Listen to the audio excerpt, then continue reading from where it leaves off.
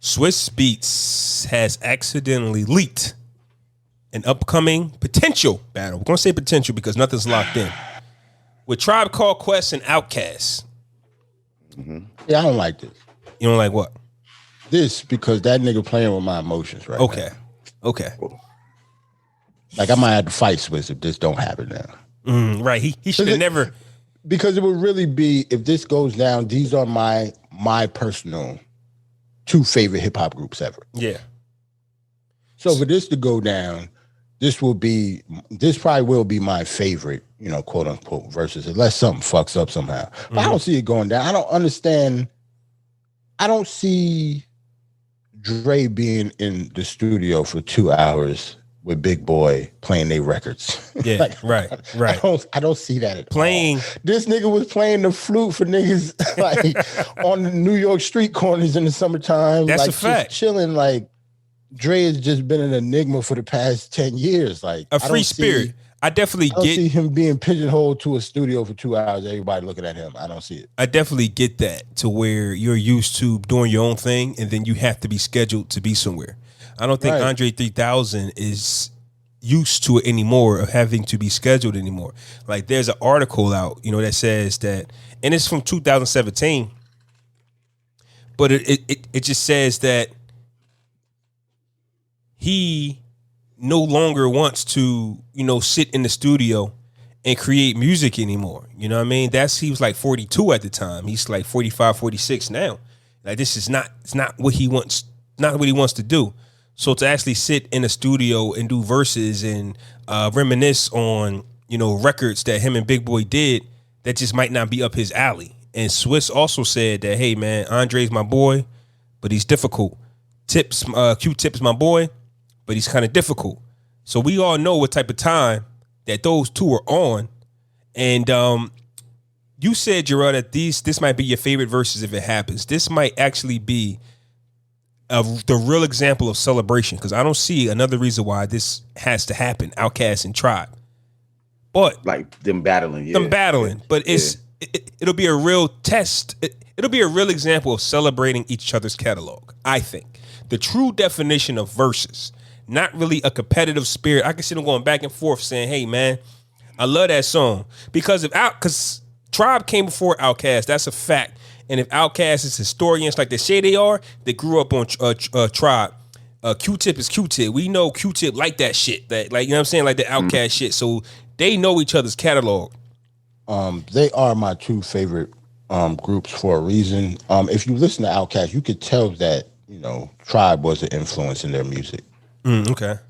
Even when it comes to organized noise production, and when a lot of stuff Outkast, Dre, and Big Boy actually produced themselves that sound like Quest stuff, or Tribe stuff. So I don't see it happening though. Like, how you gonna say that the 2 people everybody want to see are difficult, but like you gonna put it on the internet? Like, I don't like that. Like, even if I was one of them, I wouldn't like that. Don't put my name up there. I didn't agree to that shit yet.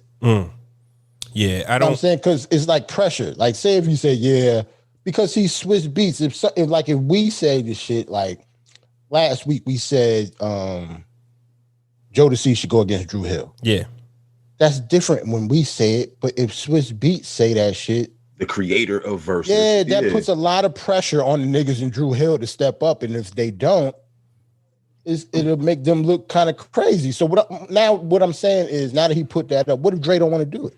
Right, because now everywhere I go, I got to answer questions about verses. Right, and exactly. For those of you who aren't familiar with Andre, or just certain people that are in their certain vibes, sometimes people don't want their piece disturbed by nonsense. This might be nonsense to Andre. It might not make sense to Andre. He might have never watched the verses. Right. There's a lot of Big Boy. It ain't like Big Boy out there doing interviews all the time either. I think I think Big Boy is more in tune with the culture than Andre. He's more accessible than Dre. Yeah. I mean, we said that, but when last time you seen him? That's true. Doing anything. He was just in the news. He got a show coming out, ain't he? He got a show coming out. He has a show coming out. Facts. He does. I did not know that. What is it? Yeah, I forgot what it was. I seen it a few weeks ago. I don't know if it was a he in cop the group, show bro. or like a cop show. Okay. Yeah, something like that. The main thing I know about Big Boy, like he does actual like he has been putting out like songs and stuff out, and Dre hasn't, and he got like a big kennel. Like he won't run one of the biggest pit bull kennels in the South. Mm-hmm. Yeah, we still doing like that shit. Yeah. A lot of that, like he's been focused on a lot of that, like as a business. He hasn't been putting music out. Like I don't see him. I can see if he didn't pay this shit no mind. I'm not hating on Swiss and Tim because what they did is beautiful.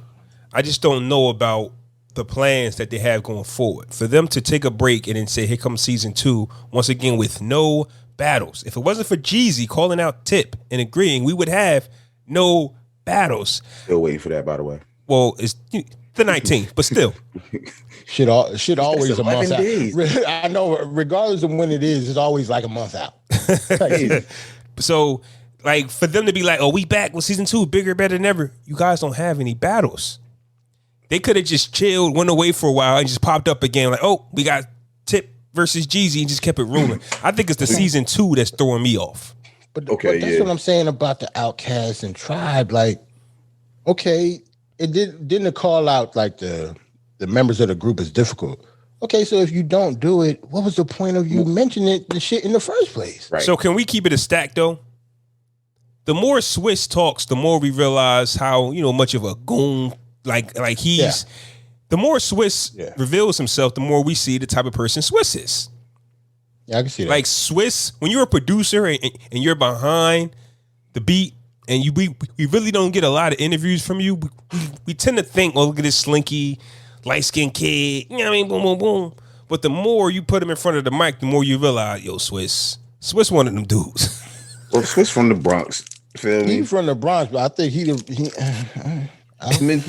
don't think he need to talk that way about Q-Tip though. Yeah, anybody right? And Tribe, Drake. Them niggas from Queens and gangsters too.